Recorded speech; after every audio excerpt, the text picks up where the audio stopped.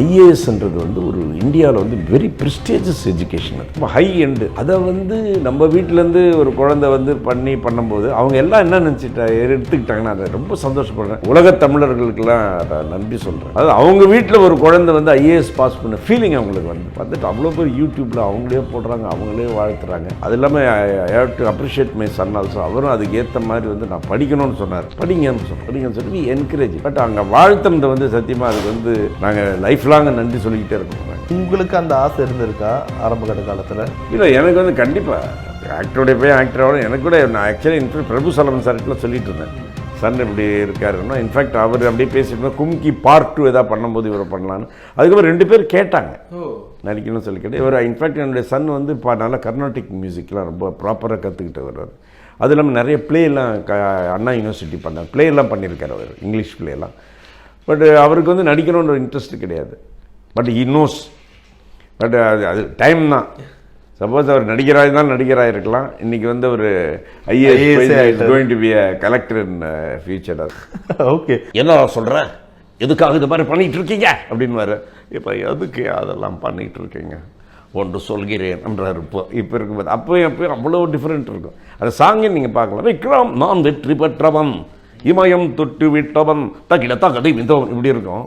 அப்புறம் காலகட்டத்தில் அதுக்கப்புறம் பார்த்தீங்கன்னா கடவுள் பாதி மிருகம் பாதி கலந்து. அதுக்கப்புறம் பார்த்தோன்னா யார் யார் சிவம் அப்படியே மாறி இருக்கு. மெச்சூரிட்டி ஆக எல்லாருக்கும் மாறும். வணக்கம் ஜெயவதி, அக்காட் சொல்லுன்னு சொல்கிறாங்க. அக்காட் சொல்லுனே என்ன, அகிலமும் தெரிஞ்ச ஒரு சொல், இப்படி கூட சொல்லலாம். இங்கே உட்கார்ந்ததால பெடிக்யூர் மேனிக்யூர் எதுக்கு பண்ணணும்? கால் சுத்தமாக இருந்தால் பெடிக்யூர், கை சுத்தமாக இருந்தால் வேறு, இப்படி சொல்லலாம். வேறு டக்குன்னு வருது பார்த்தீங்களா?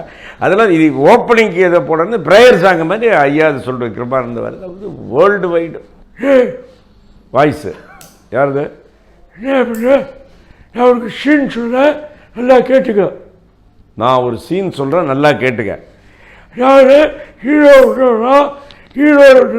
கதவை திறக்கலாம். எதை புரிஞ்சுதா? ஹீரோ கதவை திறக்கிறான். அவர் வாய்ஸ் இப்படி தான் இருக்கும். ஹீரோ உள்ள வரான், ஹீரோ உள்ள வந்தோன்னு நீ போய் கதவை திறக்கிற, ஹீரோ நீ போய் கதவை திறக்கு அப்படின்னு வரும். ஏன்னா வாயில வெத்தலை. ஆனால் வியட்நாம் வீடு வாய்ஸை வந்து அது வந்து இது ஸ்டேஜில் பண்ண முடியாது.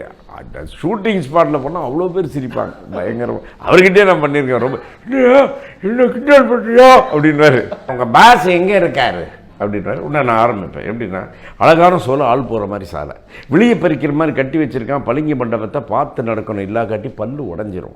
உள்ளூர் பெரிய மனுஷன்லேருந்து உலக மார்க்கெட்டே நிற்கிற வரைக்கும் பேட்டிக்காக உங்கள் பாட்டி மாதிரி காத்திருப்பான். கதவை திறக்க rolling chair, rolex watch, ceiling fan, silver pen. ஆள் தெரிஞ்ச அலோன்வான், ஆள் தெரியா கட்டி வாட்டி வாண்டுவான், பிச்சை கட்டா தூக்கி போடுவான், 100 ரூபா கட்டா. அசலே இல்லாத வரும்படி இது செய்யலான்னு பார்க்குறீங்களா? சொறி நாய்க்கு சோப்பு போட்டு பிரயோஜனம் இல்லை.